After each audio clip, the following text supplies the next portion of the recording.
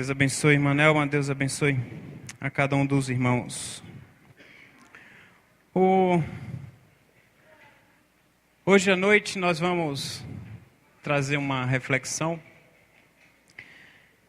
E nós estamos, para quem não sabe, nós estamos começando hoje o primeiro dia. Nós vamos começar a falar e dando continuidade, mas mudando um pouco o foco, né? A nossa proposta para 2018 é... Muito bem, está quase ensaiado. Daqui para o final lá do tema de crescimento, talvez a gente consiga falar mais bonito. Mas os irmãos estão afiados aí, sabendo exatamente aquilo que a gente está tratando no ano de 2018. E de fato tem sido um tratamento que Deus tem colocado diante das nossas vidas, diante da vida da nossa igreja aqui, inserida, Igreja Batista Memorial em Jardim Matarazzo. O nome é grande, então a gente criou um apelido para ficar mais carinhoso, que em São Paulo todo mundo tem apelido. Eu nunca vi uma cidade para ter apelido. Você conhece a pessoa hoje? Qual o seu nome? Juliana. E aí, Ju, beleza? É sempre assim. E quando a gente foi colocar o nome dos nossos filhos, a Mireide falou, tem que colocar um nome que consiga colocar um apelido. Já pensando no apelido dos filhos, né? E é verdade isso. Eu não estou só brincando. E nós louvamos a Deus por hoje estarmos aqui. E hoje nós vamos começar a falar sobre o tema comunhão. Deus é tão maravilhoso que se eu simplesmente orasse aqui, eu acho que o culto já estaria transmitido a palavra aos nossos corações. Não combinei nada com o grupo de louvor, não combinei nada com o Isaac, não combinei nada com o Marcos, mas o que eles falaram, o que o grupo de louvor e o que nós cantamos já hoje à noite, já diz exatamente aquilo que Deus colocou no nosso coração para trazer para os irmãos. E o texto que eu quero compartilhar com os irmãos hoje é o texto que nós já lemos, e eu coloquei no boletim, e vou ler novamente junto com os irmãos, para que fique bem gravado nos seus corações. Então eu peço a você que abra a carta de 1 João, capítulo 1, verso de 5 a 10.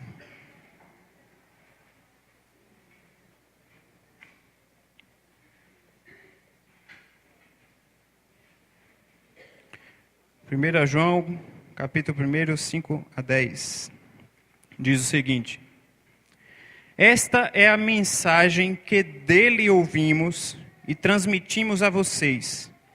Deus é luz, nele não há treva alguma. Se afirmarmos que temos comunhão com ele, mas andarmos nas trevas, mentimos e não praticamos a verdade.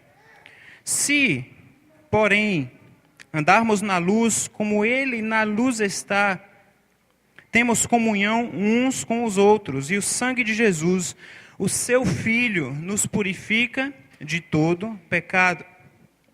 Se afirmarmos que estamos sem pecados, enganamos a nós mesmos, e a verdade não está em nós.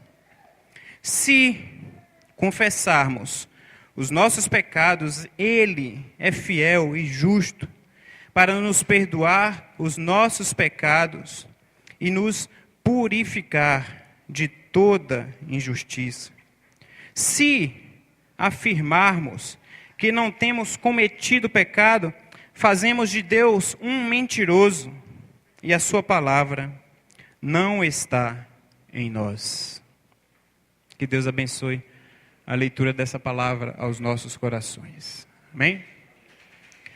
Duas realidades da vida, desde os primórdios da humanidade até hoje, permeiam diante das nossas vidas, de um dia a dia, nosso cotidiano, seja você cristão ou não, várias das situações que nós enfrentamos muitas vezes, estão ligadas a essas duas realidades difíceis de serem vividas.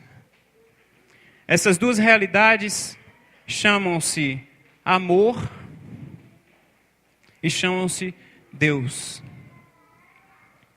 Duas realidades difíceis de serem vividas, e essas realidades, muitas vezes, muitos problemas que enfrentamos na nossa humanidade. Muitas catástrofes, eu posso dizer. Muitas situações, elas são incentivadas diante dessas duas realidades. São motivadas pelo amor ou são motivadas em nome de Deus. Quando a gente estuda a história do próprio cristianismo, quantas pessoas morreram em nome de Deus? Até hoje, quando nós ligamos a nossa TV, e hoje está cada dia mais difícil a gente assistir um jornal, principalmente dependendo da emissora, que parece que faz questão, né, acho que se a TV cair da parede, acho que o sangue escorre. Mas se nós ligarmos as nossas TVs hoje em dia, nós vamos ver que muitas dessas catástrofes, lamentavelmente, muitas vezes são motivadas pelo amor ou em nome de Deus. Amor e Deus são duas realidades que desde sempre, desde a origem humana, elas vivem essa realidade, muitas vezes que eram para ser unidas, mas elas vivem uma realidade que elas tentam através, e eu vou me incluir, porque eu sou humano, e nós todos aqui somos humanos. Muitas vezes, como resultado do nosso fracasso, da nossa estupidez, da nossa mesquinhez, algumas vezes essas duas realidades permeiam em nossas vidas. Amor e Deus. Talvez você esteja meio confuso no que eu estou falando aqui. Inicialmente, como assim? O pastor não está o tic-teco batendo hoje, né? Como assim catástrofes realizadas pelo amor? Como assim situações difíceis realizadas em nome de Deus? Quantas pessoas hoje, meus irmãos, talvez nesse momento, sejam inseridas dentro de igrejas espalhadas por aí, igrejas pequenas, igrejas grandes, das quais estão sendo pregadas um Deus que não é o Deus que está pregado na nossa palavra, na Bíblia Sagrada. Quantas pessoas estão sendo feridas, machucadas em nome de Deus, talvez com palavras verbalizadas de uma forma insana, e que acabam machucando a vida de alguém, e aquela pessoa fica sem entender como é que esse Deus pode permitir situações estranhas nas nossas vidas. Quantas pessoas em nome do amor estão perdendo as suas vidas, porque como resultado, e a gente assiste isso direto nos noticiários, como resultado de um fim de relacionamento, a pessoa não absorve, não entende aquilo, ela vai lá e mata em nome do amor. Um amor e um Deus que muitas vezes não estão baseados na realidade de uma convicção como cristãos, de uma convicção bíblica. Porque nós temos que entender que baseado na convicção da gente como cristãos verdadeiros, numa convicção de uma realidade do que a palavra de Deus transmite para as nossas vidas, nós temos que entender que essas duas realidades, elas estão intrinsecamente ligadas. É impossível, meus irmãos, a gente amar sem conhecer a Deus. Um amor verdadeiro, é impossível você dizer que conhece, se você não conhece a Deus. São duas realidades que, baseadas na forma bíblica e cristã, é impossível você dizer que conhece a Deus sem você amar. As duas realidades estão diretamente ligadas. E se nós quisermos nos relacionar com Deus de uma maneira correta, nós temos que aprender a amar da maneira correta. Assim como se nós quisermos aprender a amar da maneira correta, nós temos que aprender a nos relacionarmos com um Deus verdadeiro, um Deus que faz a diferença nas nossas vidas. Um Deus que nós já cantamos aqui. E eu costumo falar, não se escandalizem com o que eu vou falar. Mas uma das músicas que mais me emociona, um dos cânticos, né? Aí da minha época, posso dizer, né, Isaac? Foi esse cântico que a gente cantou hoje. Se chama Corpo e Família. É um cântico, se você parar para pensar, meu irmão, na realidade daquilo que você está entoando, o teu louvor a Deus. Que cântico maravilhoso. Mas infelizmente, lamentavelmente, muitas vezes não é uma realidade daquilo que nós estamos vivendo. Porque às vezes a gente acha que tem um ótimo relacionamento com Deus, mas a gente não consegue amar o nosso irmão. É um amor a Deus que não está baseado no amor verdadeiro. Ou às vezes você gosta de se relacionar com os teus irmãos, no caso parentes, no caso amigos, colegas da faculdade, mas você não quer ter um compromisso com Deus. E talvez sejam momentos bons, agradáveis. Mas eu quero te dizer que, semelhantemente à história do filho pródigo, é um relacionamento vazio. Porque na hora que você precisar de fato de alguém, são as pessoas que conhecem e que praticam a palavra de Deus verdadeiramente e que vão entender o que significa uma vida de comunhão. O texto que nós lemos com os irmãos é um texto riquíssimo. Eu até, revisando o texto e estudando e meditando, eu falei até para a Mileide, eu falei, às vezes o texto é tão rico, que a gente fica numa crise, né, pastor Jesus? O texto é tão rico que, meu Deus, me ajuda, o que falar, como falar, que lições a gente pode trazer como crescimento para entendimento da nossa comunhão uns com os outros, comunhão com Deus. Algumas coisas eu quero destacar com os irmãos nessa noite. E para nós entendermos que é necessário uma vida de comunhão, e o texto fala claramente sobre isso. Eu marquei aqui na minha Bíblia, nesse trecho que nós lemos, do verso 5 ao 10, está circulado aqui. Se você quiser, até de uma forma curiosa, você pode fazer isso na sua Bíblia. Tem algumas condições. E essa condição, ela aparece 5 vezes. Se chama se.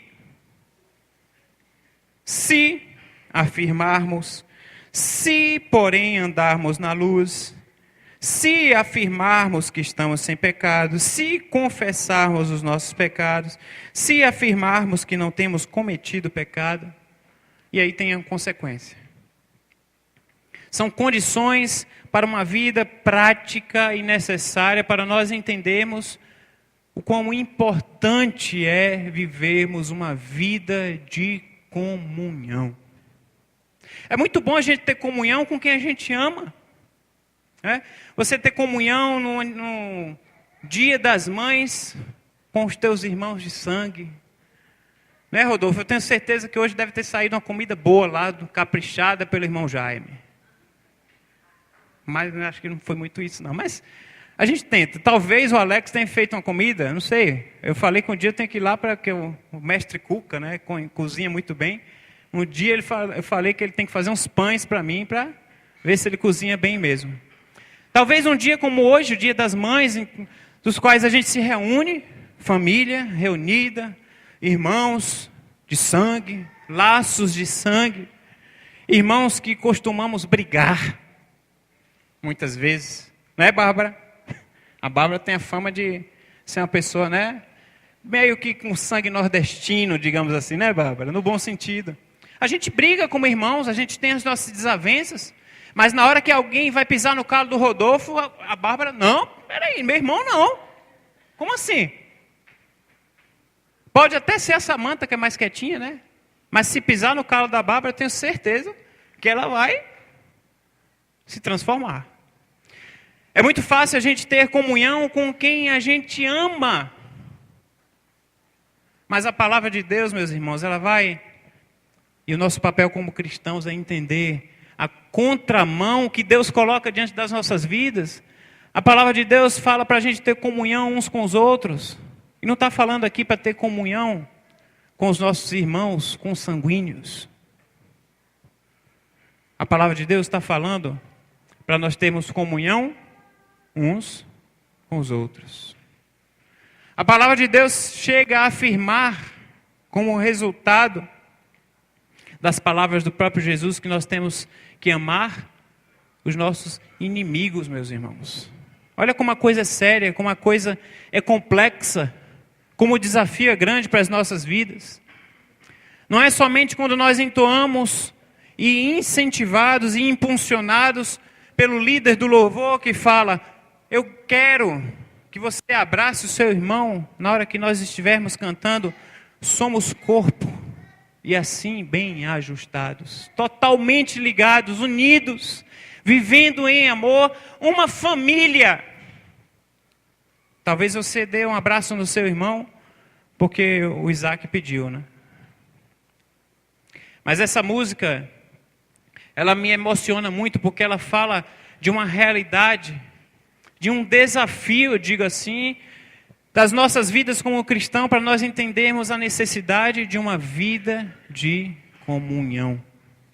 Mas às vezes, alguns obstáculos acabam ocorrendo diante de nós e nos impedem, por mais que a gente reconheça que é necessário esse desafio como cristãos.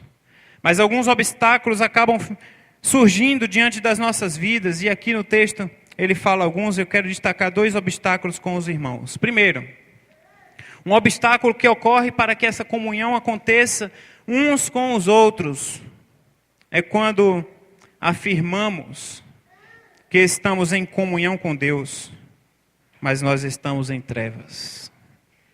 Se afirmarmos que andamos na luz, como Ele na luz está, temos comunhão uns com os outros, e o sangue de Jesus Cristo nos purifica de todo pecado. Mas antes fala exatamente: se afirmarmos que temos comunhão com Ele, mas andamos nas trevas, nós mentimos e não praticamos a verdade. Um obstáculo para que essa realidade da comunhão, essa realidade de quando nós entoamos a canção chamada Corpo e Família, uma família vivendo sem qualquer falsidade. Essa é a parte que infelizmente a gente mais mente. Mas é uma dura realidade, porque essa realidade é como consequência da minha vida e da sua vida.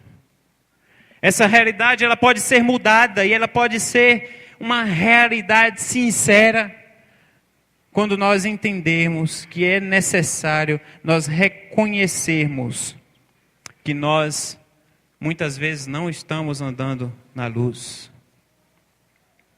Se afirmarmos que temos comunhão com Ele, com Deus, mas andamos nas trevas, nós mentimos e não praticamos a verdade.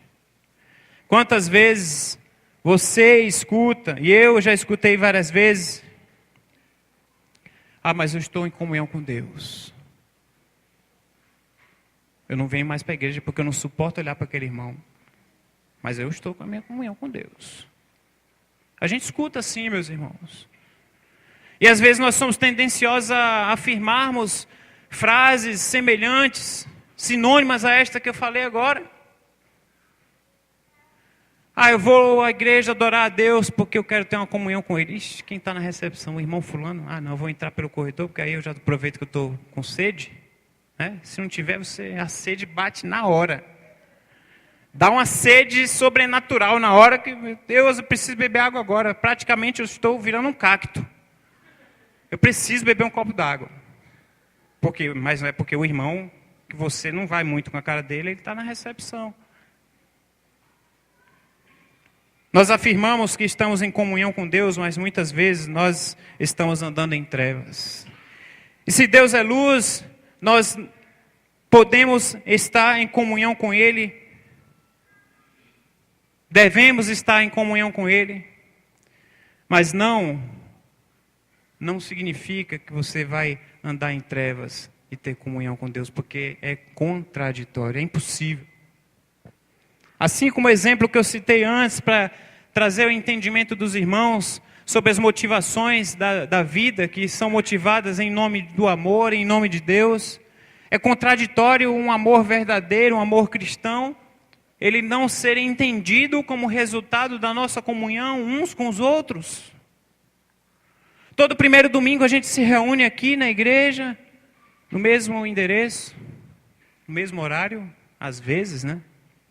Porque alguns estão chegando bem atrasados, então nem sempre no mesmo horário. Mas a gente se reúne, a gente faz um memorial sobre o sacrifício de Jesus ali na cruz. E a gente quer ter uma comunhão com Ele. Mas a gente não está tendo e andando junto a comunhão com Deus e a comunhão uns com os outros. O cristianismo, meus irmãos, é uma religião essencialmente prática. Eu vou repetir para que fique gravado. O cristianismo é essencialmente uma religião prática. E é interessante quando a gente viu o último censo do IBGE, que saiu um percentual que eu não lembro qual foi, mas chegou a aparecer nos relatórios do IBGE. Qual é a sua religião? Eu sou um cristão não praticante. Não existe. Porque tem o católico não praticante, né? E agora, lá no último censo do IBGE saiu, eu sou cristão não praticante. É totalmente contraditório. O cristianismo, se você é cristão, se você entende os valores do que é ser cristão, você não pode ficar sentado nos bancos acomodados.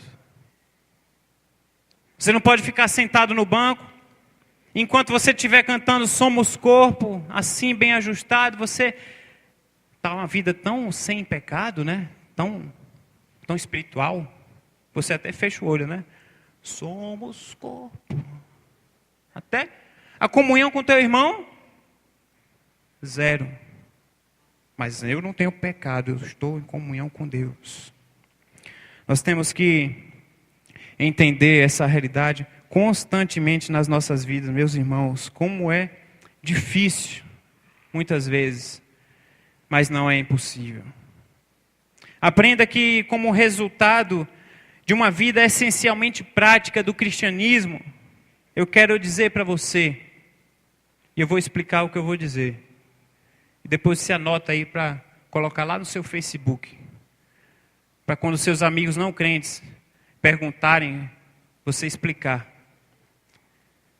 O cristianismo, como uma religião essencialmente prática, a consequência é que a vida, ela desmente as nossas palavras. Você pode até verbalizar, meu irmão, porque é fácil. Você verbalizar assim, eu sou crente, eu perdoo, o sangue de Jesus corre nas minhas veias. Mas se eu precisar sair no tapa com alguém, eu saio. É contraditório, meus irmãos. A nossa vida prática, como resultado do cristianismo real, verdadeiro, as nossas ações vão ser consequência daquilo que nós verbalizamos. E se você estiver verbalizando algo do qual você não está andando na luz, você chama Deus de mentiroso. É dura a palavra, mas é a realidade. Muitas vezes nós afirmamos que estamos em comunhão com Deus, mas nós estamos andando em trevas, na hora da dificuldade. E eu já falei isso várias vezes nas mensagens. Quando a gente clama a Deus por paz, Ele coloca o que diante da gente? Guerra. Se você clama a Deus por amor, Ele vai colocar diante de você o quê? Ódio. Vai ser em meio à tribulação que Deus vai nos moldar. está tudo em paz. Eu tenho paz no coração, porque está tudo bem, né? Quando a dificuldade vem, você acaba a paz. A paz, ela tem que ser exercida em meio à guerra. O amor, ele tem que ser exercido em meio ao ódio. O desafio da gente como cristãos é esse. Se você afirma andar na luz, você tem que ter comunhão com Deus e com os teus irmãos. E quando nós afirmamos que temos comunhão com Deus, mas continuamos andando em trevas, continuamos agindo de uma forma humana, fazendo com que o sangue humano corra mais forte do que o sangue do Cordeiro, a gente acaba se contradizendo e a vida, ela vai desmentir as tuas palavras. Outro obstáculo para a comunhão acontecer no nosso dia a dia, nossa vida cotidiana, é quando nós sustentamos que nós não temos pecado. Outro obstáculo é quando nós continuamos a sustentar que não cometemos pecado. Presta atenção aí, no verso 8 e no verso 10. Fala exatamente uma das condições. Se afirmarmos que estamos sem pecado, enganamos a nós mesmos, e a verdade não está em nós. Verso 10. Se afirmarmos que não temos cometido pecado, ou seja, além de você não ter pecado, você continua sem pecar. O teu santiômetro, né, se existisse um aparelho desse, né, o santiômetro de algumas pessoas ia estar lá, ia estar igual a alguns postos de gasolina, totalmente adulterado, né, mostrando uma realidade que não é. Ia estar lá no nível quase igual a Deus. Se afirmarmos que não temos cometido pecado, fazemos de Deus um mentiroso e a sua palavra não está em nós. Essa vida de comunhão, do qual a gente reconhece a sua importância, a sua necessidade, como consequência dos desafios que a palavra coloca para mim e para você, ela se torna um obstáculo muitas vezes, porque nós sustentamos muitas vezes que não temos pecado. Nós continuamos a sustentar muitas vezes que não temos pecado, que não temos cometido pecado. Quando você escuta uma palavra homossexual, prostituta, travesti, ladrão, traficante,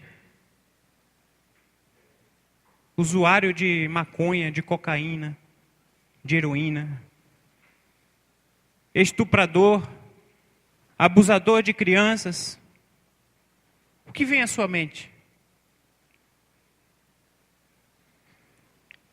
Provavelmente vem à sua mente o que muitas vezes vem à minha mente. Essa pessoa merece ir para o fogo do inferno, porque eu sou melhor que ela. Porque eu sou um salvo no Senhor Jesus. Mas muitas vezes, meus irmãos, a gente esquece, e a palavra ela é muito clara em relação a isso, que esse obstáculo de sustentarmos que nós não temos pecado, sabe por quê? Porque o pecado do outro, mesmo que não seja no nível do exemplo que eu citei agora, mas o pecado do outro, ele sempre é um pecado pior que o meu. Não é verdade? Não, aquele irmão não, não acredito que ele fez isso. E você tem feito o quê? Nós somos todos pecadores e todos somos imerecedores da graça e do amor de Deus. Nós somos salvos pela graça imerecedora. Que a graça de Deus é muito maior, porque Ele te chamou, você teve um encontro com Ele um dia, e como consequência de você andar na luz, você tem que ter comunhão uns com os outros. Olha que coisa direta, uma vida de comunhão. E às vezes essa realidade de, mas eu não tenho pecado, eu não tenho cometido tanto pecado. O fulano sim, né? Essa mensagem o pastor trouxe hoje, se o irmão fulano estivesse aqui hoje, ele ia ver só, né? Ia ser uma apunhalada no coração dele. Mas você está aqui hoje à noite, meu irmão. Talvez Deus queira que você escute essa palavra e que você saia daqui impulsionado por aquilo que Deus quer transformar a cada dia na tua vida. Ah, mas o pecado é apenas uma doença, o pecado é apenas uma fraqueza, devido à hereditariedade, porque eu estou pecando hoje, porque os meus pais não tinham consciência, eu aprendi que era assim, é por isso que eu faço, por isso que eu continuo a fazer. Ah, mas o pecado que eu estou fazendo, ele é consequência do ambiente onde eu estou vivendo, todo mundo faz, é normal. Ah, mas foi necessário eu fazer isso ou aquilo. Eu sempre costumo brincar e uma das frases que as mães costumam falar, né, para os filhos, quando o filho fala, mas mãe, lá na turma todo mundo faz. Aí a mãe fala o quê? Você não é todo mundo. Só muda o endereço, toda mãe fala isso. Com certeza você já ouviu isso. Duvido que a Bia não ouviu isso da Suzy. Você não é todo mundo, você é diferente. Nós como cristãos, nós de fato temos que ser diferentes. Nós não temos que nos auto-justificarmos. Ah, porque o pecado ele é destino de todo homem, é consequência, minha natureza pecaminosa, eu errei mesmo. Mas e aí? Fulano tem errado muito mais, tem feito muito mais, o pecado dele é muito mais grave. Como se a gente tivesse uma estante, né, lá na biblioteca de Deus. Aí tem os graus de pecado para ele. Algumas pessoas acham que pensam assim, aquela estante, aquela estante, tipo aquelas livrarias, que eu não vou citar o nome de nenhuma, porque eu não estou ganhando dinheiro para isso, né? Mas aquelas livrarias que às vezes a gente vai no shopping, tem aquela prateleira lá em cima, você fica tentando enxergar qual é o nome daquele livro. E às vezes você pede um livro para o vendedor, e o vendedor vai lá, puxa uma escadinha, e está lá em cima. Aquele livro difícil de ser alcançado. O pecado, às vezes, a gente trabalha com conceitos dessa forma, com aquele pecado difícil, é o pecado mais escandaloso, mais grave. Porque aquele irmão cometeu aquele pecado. Eu não. O meu pecado, ele está, sabe aonde? Ele está nesse nível aqui, ó.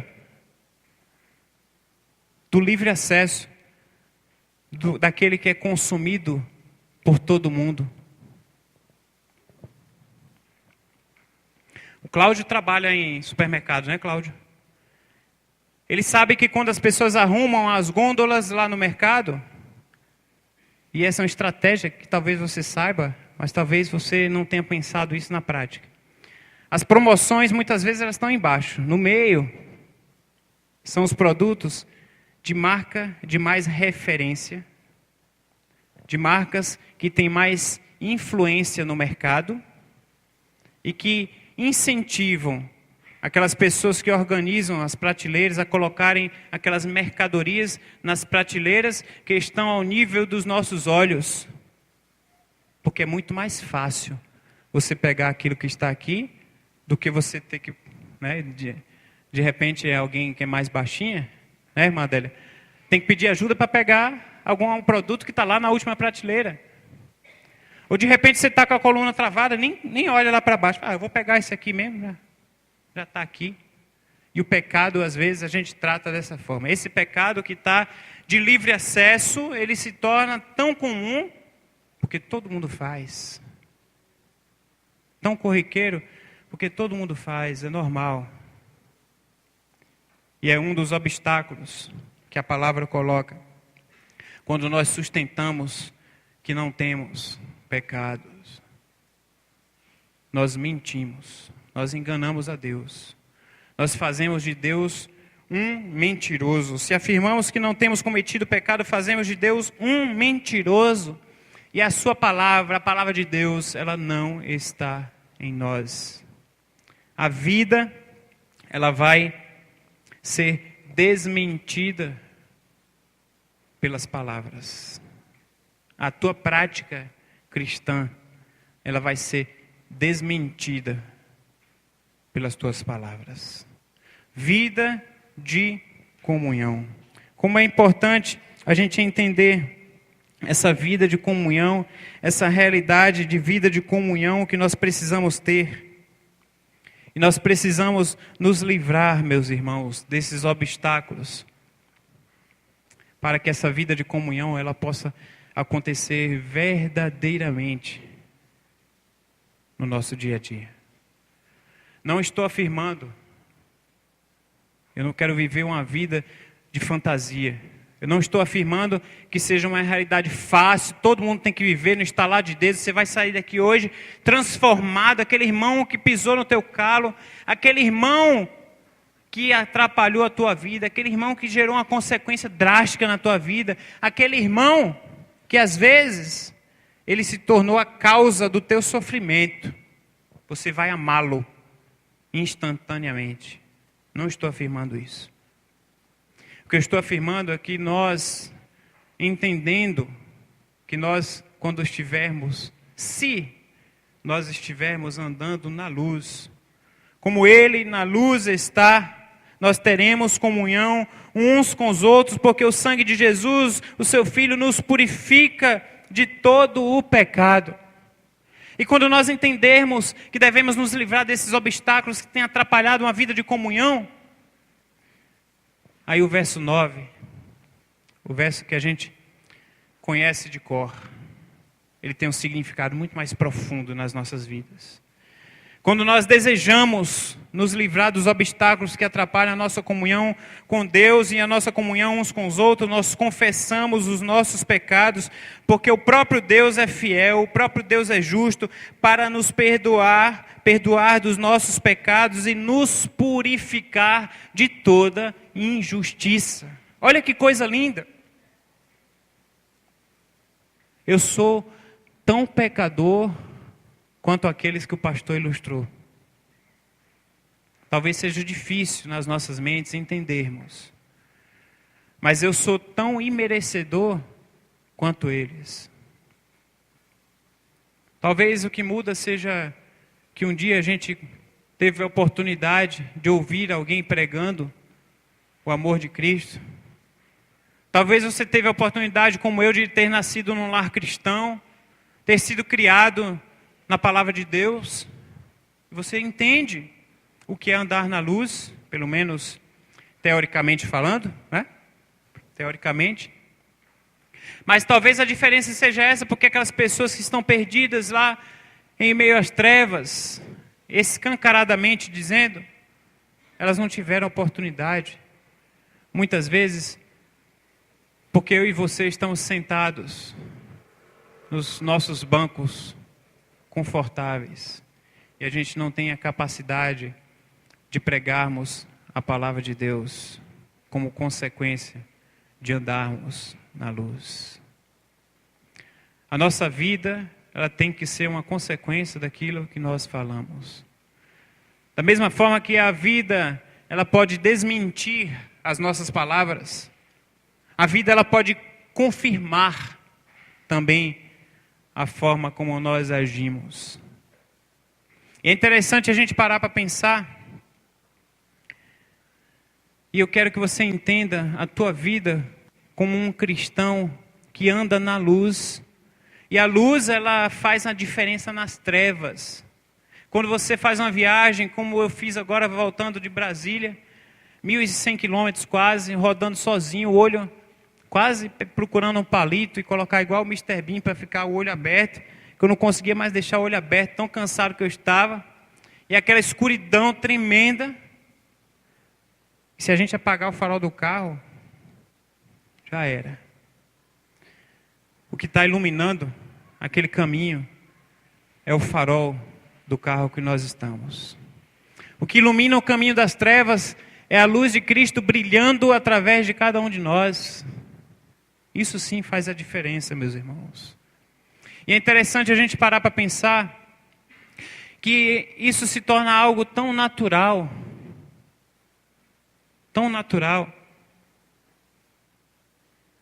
que as pessoas conseguem enxergar essa luz nas nossas vidas, se você agir verdadeiramente como um cristão, tendo comunhão uns com os outros. As pessoas conseguem enxergar essa realidade nas nossas vidas naturalmente. E ontem eu fui lá com o Caraça, comprar uma peça para o carro. E a gente entrou em várias lojas, e uma das lojas que a gente entrou, logo de cara, um senhor simpático, um bom papo, cativante. De cara deu para perceber que aquele senhor tinha algo de diferente. Mas a gente ficou conversando, e a gente entrou nas 56 lojas, mais ou menos, né? Procurando o lugar mais barato. E quando a gente voltou, e coincidentemente, lá nessa loja onde o senhor atendeu a gente melhor, onde foi simpático, cativante, onde mostrou a qualidade do serviço, nós voltamos lá, e o Caraça falou, a gente vai levar essa peça. O senhor passa cartão? Não, não passo. E agora eu vou ter que sacar dinheiro no banco. Prestativamente, logo de imediato, ele foi prestativo e falou para mim assim, o senhor fica aqui na loja, eu vou com ele lá no banco. Eu falei, tá bom, eu fico. Nunca tinha me visto. Pediu para ficar na loja sozinho. E a loja pequena, eu acho que das que a gente entrou, né, Marcos? Eu acho que era a menor loja que tinha. E começou a chegar os clientes. E eu falava, bom dia, tudo bom? Né? Pois não, isso aqui custa... Não cheguei a esse ponto, não. Bom dia, tudo bom? Então, o seu Adriano, era o seu xará, Adriano. O seu Adriano está... Não, ele nem sabia o nome dele ainda, né? Mas não, ele deu uma saidinha, já volta. Fica aí, fica à vontade, né? Ele já estava voltando. E passou um tempo, quando o Caraça voltou com aquele senhor, já tinham, acho que umas 5 pessoas e todos esperando ele. Já mostra o caráter dele, né? A qualidade do serviço dele. Então, o Marcos, conversando com ele, se identificou como cristão. Ele falou, não, aquele rapaz que está lá, ele é o meu pastor, a gente é evangélico. Tá? E ele se identificou como cristão também. E a gente começou a conversar. E depois a gente conversou e o Caraça falamos exatamente isso. Como é interessante a gente perceber que a irmandade se identifica. Você entendeu o que eu falei? Você ser filho do mesmo pai que eu sou, por isso que nós nos chamamos de irmãos, é por isso. Nós nos identificamos como irmãos, muitas vezes sem saber que o somos, porque a vida, de acordo com consequência da forma que nós estamos vivendo, ela pode desmentir as nossas palavras ou ela pode confirmar o modo, o estilo de vida que nós estamos vivendo. Não adianta você sair do culto hoje à noite, meu irmão, falando sobre comunhão, entendendo a necessidade de andar na luz, se verdadeiramente você não tiver comunhão uns com os outros. Que em nome de Jesus, o Espírito Santo incomode, nesse primeiro dia que a gente vai falar de vários estilos de comunhão, de várias formas, de várias necessidades diferentes, que a palavra de Deus coloca diante de nós. Que você possa sair daqui dessa noite transformado, mas principalmente motivado a andar na luz, assim como Ele na luz está, e tendo comunhão uns com os outros. Que Deus aplique essa palavra no seu coração de uma forma especial. Amém?